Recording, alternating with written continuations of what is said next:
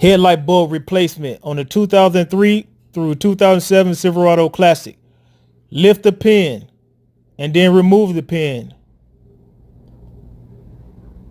Lift the headlight assembly.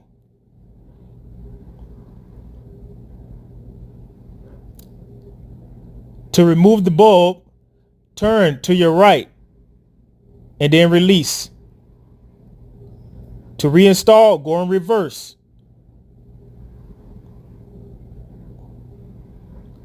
Secure the bulb by twisting it to the left. Reinstall the headlight assembly.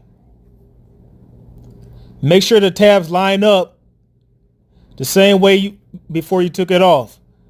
Reinstall the pin through the tab. And then lock it down.